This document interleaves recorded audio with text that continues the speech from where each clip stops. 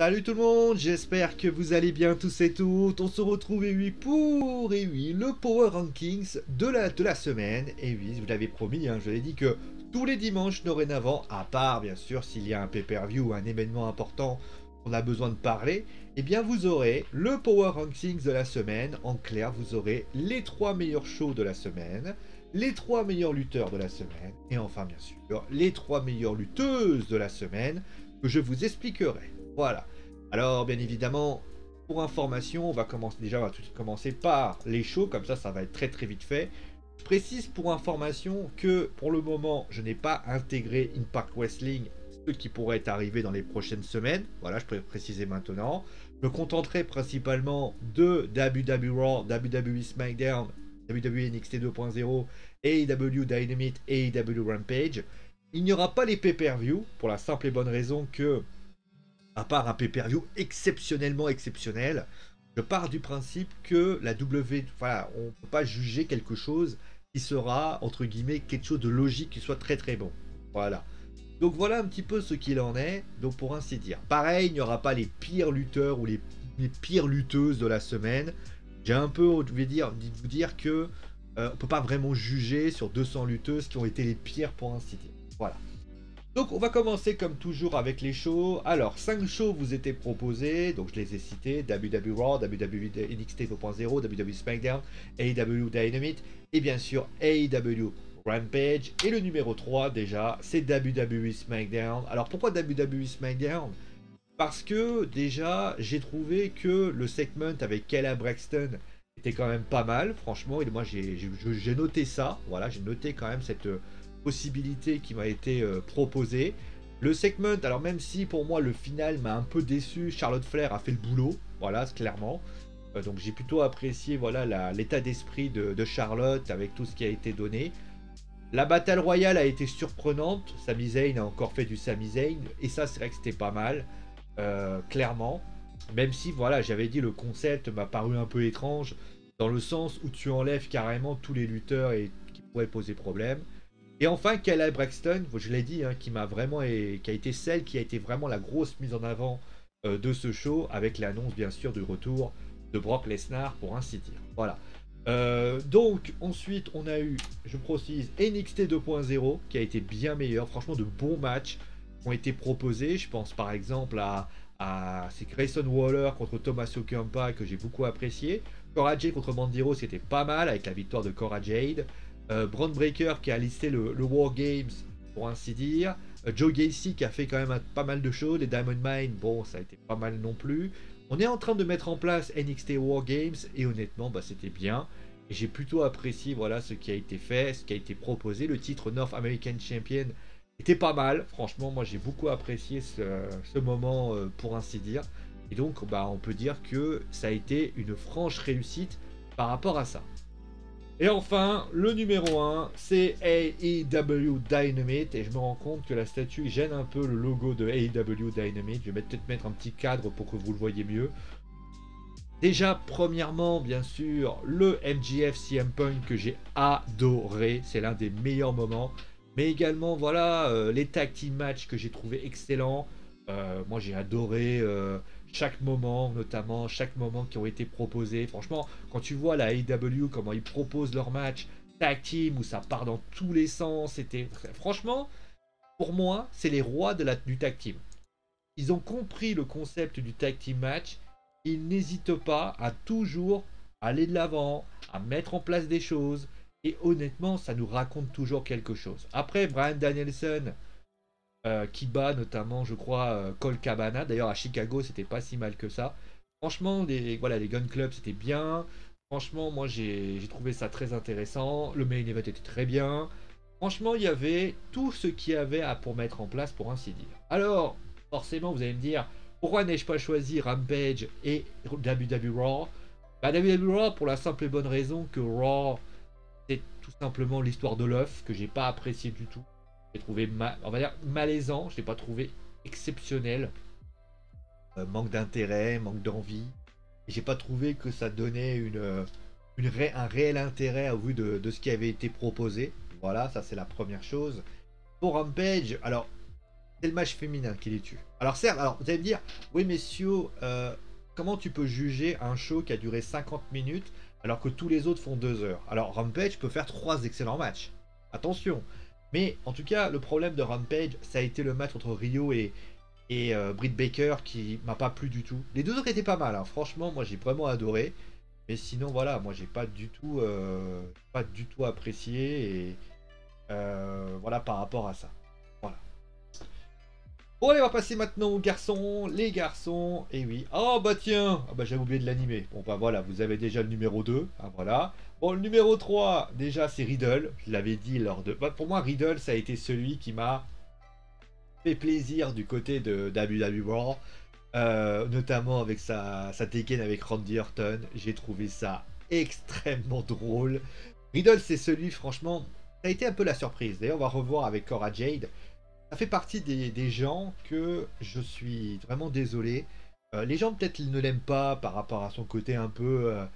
avec cette certaine légèreté hein, qu'il a. Mais moi j'adore ce mec. J'adore ce qu'il a fait. Moi non plus, hein, je me suis dit, putain... Non, il est comme il est. Et là, le fait qu'il avait sa moustache, etc., qui faisait trop Randy Orton, franchement, il m'a fait rigoler. Et c'est ça aussi la lutte professionnelle, c'est aussi rire.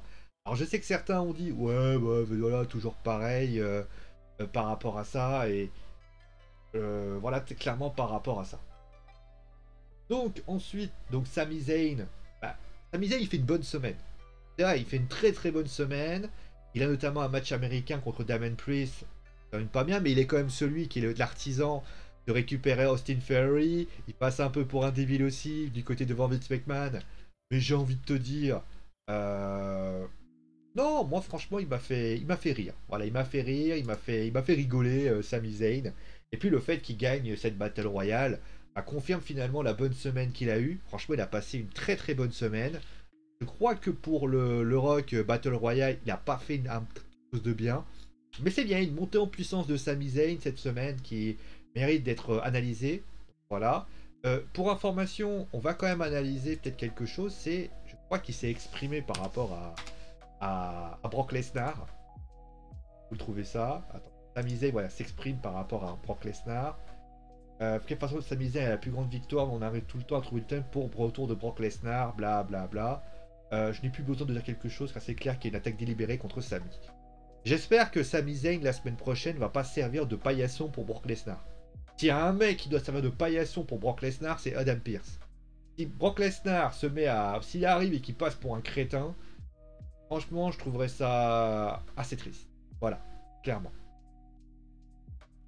Et enfin, le dernier, et non des moindres... Ah bah tiens, j'en avais mis deux. Oh. C'est tout simplement...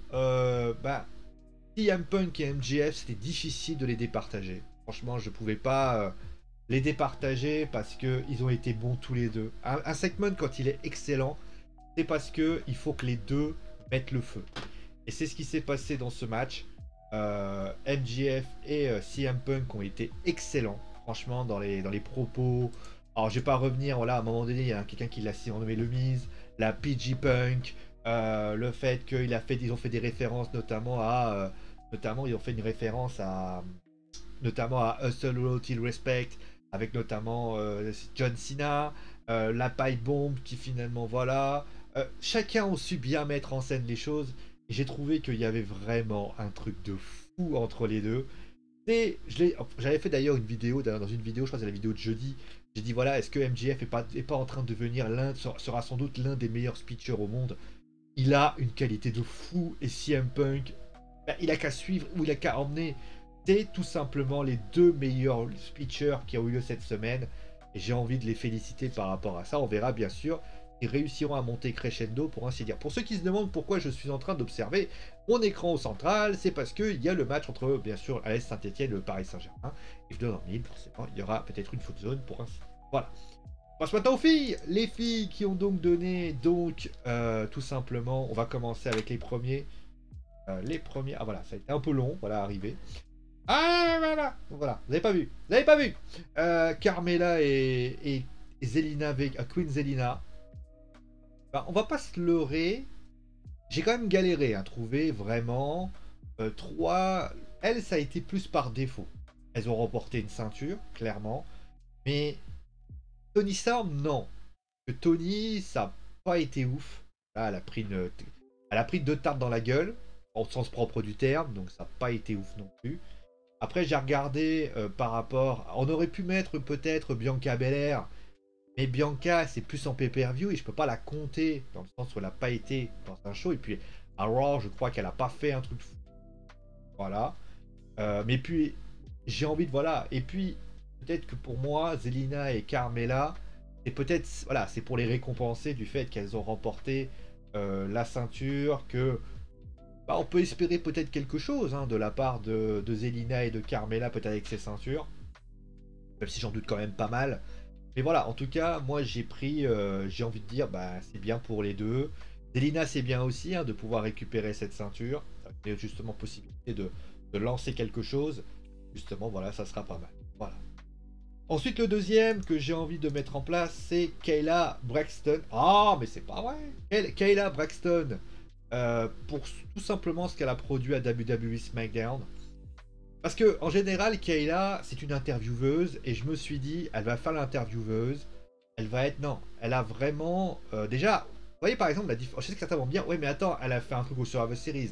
Oui mais c'était très léger, Survivor Series, c'était très très léger, c'était très très calme et on va pas se leurrer, voilà. Par contre, c'est vrai qu'à SmackDown, ils ont amplifié le truc, ils ont compté sur le fait qu'il y avait Paul Heyman, et notamment qui aimait un petit peu ce jeu entre les deux.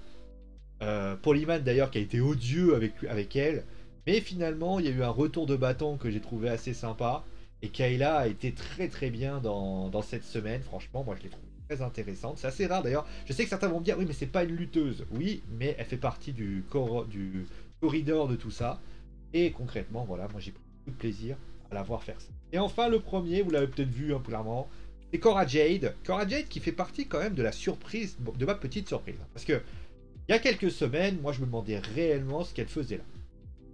Et, qu'est-ce qu'elle fait là? Elle fait du skateboard, qu'est-ce qu'elle peut nous apporter, etc. Puis finalement, Cora, elle a commencé à travailler, c'est une bonne bosseuse, pour info. C'est une bonne bosseuse, la semaine dernière déjà, elle a fait de belles choses. Et cette semaine, eh ben, c'est encore une belle chose. Elle bat Mandy Rose, bien sûr, mais pas seulement. Elle a déjà, ses matchs sont plus consistants, déjà, il faut quand même le signaler. Et ça confirme finalement, voilà, la montée en puissance de Cora. D'ailleurs, j'ai pas trop compris, parce que si Cora Jade a vraiment son compagnon qui est très Baxter, j'ai pas compris pourquoi ils l'ont licencié, son compagnon. Parce que ça peut créer, parce que Cora a... En plus, ce qui est intéressant avec Cora Jade, que Cora a ce truc, c'est qu'elle est... je sais pas quel âge elle a d'ailleurs, elle doit être très très jeune, donc on peut vraiment travailler avec elle. Et ça peut être une bonne lutteuse qui peut être dans les prochaines années un petit joyau qui va pouvoir travailler dessus. Maintenant, bien sûr, c'est à elle de confirmer ça par rapport à ça. Mais en tout cas, moi, j'ai pris beaucoup de plaisir à suivre cette jeune fille qui, je pense, m'a quand même étonné. Voilà, j'avais envie de la récompenser pour cette semaine. Voilà.